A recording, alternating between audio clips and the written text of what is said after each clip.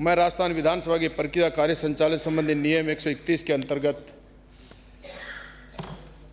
मेरे विधानसभा क्षेत्र सादुलपुर के सिद्धमुख कस्बे में स्वीकृत बाईपास आने वाली कृषि भूमि को मुआवजा प्राप्त करने हेतु नियम विरुद्ध आवासीय भूमि में परिवर्तन करने की जांच एसीबी से कराए जाने के हेतु माननीय मंत्री महोदय का ध्यान आकर्षित करता हूं।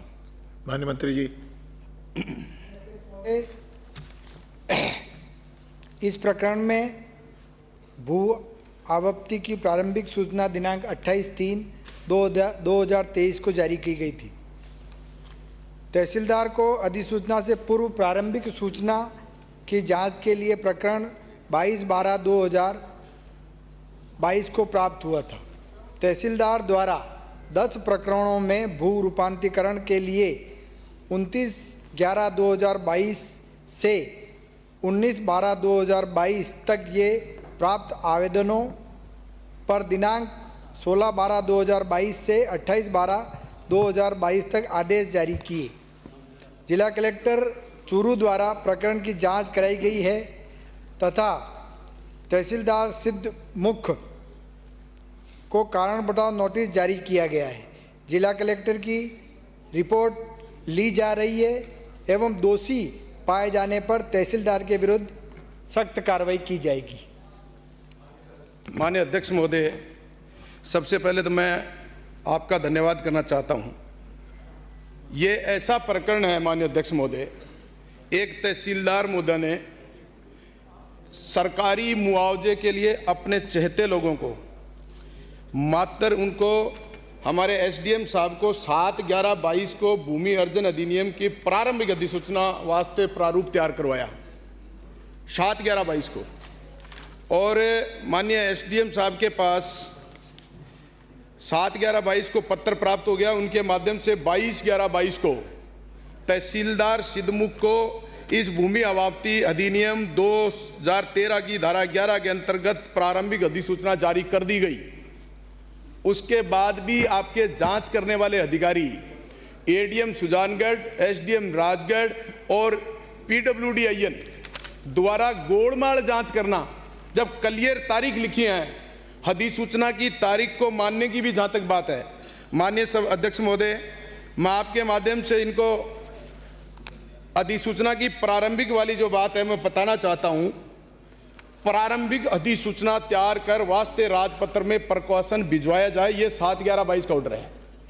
इसके बाद जो भूमि अर्जन अधिनियम 2013 की धारा 11(4) के अनुसार कोई भी व्यक्ति प्रारंभिक अधिसूचना के प्रकाशन की तारीख से इस अधिनियम के अधीन कार्रवाई को पूरा हो जाने के समय तक प्रारंभिक अधिसूचना में विनिर्दिष्ट भूमि का कोई संवार नहीं करेगा या कोई संवार नहीं करवाएगा अथवा ऐसी भूमि पर कोई विलंघन सर्जित नहीं करेगा। फिर भी माननीय तहसीलदार महोदय ने 10 लोगों को 22/11/22 को तहसीलदार को अपनी भूमि की सूचना के बाद 22/11/22 को अधिसूचना मिली, इन्होंने अपने लोगों को मिलकर 29/11 को ही भूमि का आवेदन ले लिया और 29/11 को लिया, 17/12 को लिया, 9/12 को लिया, 6/12 को लिया, 3/12 को लिया और एक ही परिवार का, पत्नी का, पति का, बेटे के नाम भूमि कन्वर्जन करने का काम किया। मैं माननीय अध्यक्ष महोदय, मंत्री महोदय से चाहता हूं इसकी जांच आप यहां से उच्च स्तरीय कमेटी गठित करके जिस तहसीलदार ने इतना बड़ा घोटाला करने का प्रयास किया उसके खिलाफ कार्रवाई करने की मंशा रखते हैं कि नहीं रखते, एक तो मेरा सवाल ये। दूसरा, माननीय सभा अध्यक्ष महोदय, इसके कारण जो उद्देश्य मूल रूप से बाईपास रोड बनने का था, पिछले 2 साल से वो बाईपास रोड रुकी पड़ी है और आज भी आपके अधिकारी, वहां के तहसीलदार, पटवारी, गिरदावर उस ठेकेदार फर्म को बेचारे की हालात खराब कर रखी, अभी तक निशानदेही नहीं दी है। मैं ये भी निवेदन करना चाहता हूं कि वो तुरंत प्रभाव से उस बाईपास रोड की जो नक्शा बना उसके अनुसार आप उनको निशानदेही देकर उस रोड का निर्माण कराने की मंशा रखते हैं।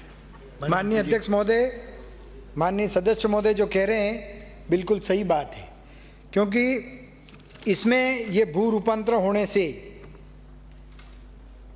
आवासीय दर और कृषि भूमि की दर, अगर इनमें दोनों में अंतर देखा जाए तो इन 10 जो आवंटन किए गए हैं उसमें 1,86,92,284 रुपये का अंतर आता है और इसमें जो ये प्रकाशन हुआ जिला राजस्थान राजपत्र दिनांक 28/3/2023 को इसका प्रकाशन हुआ है। और इसमें जो भी दृष्टिगत आपने जो माननीय सदस्य महोदय ने बताया है उसको ध्यान में रख के, क्योंकि तहसीलदार जो हैं उनको कारण बताओ नोटिस जारी कर दिया गया है, परंतु मैं आपको सदन के माध्यम से माननीय अध्यक्ष महोदय सदन को मैं विश्वास दिलाना चाहता हूं कि इसकी पूरी जांच करके और इसमें जो भी आवश्यक कार्रवाई है उसको करने का काम हम करेंगे। धन्यवाद। श्री संदीप शर्मा, हो गया, एक ही बार आपका विषय आ गया। संदीप शर्मा पूछिए।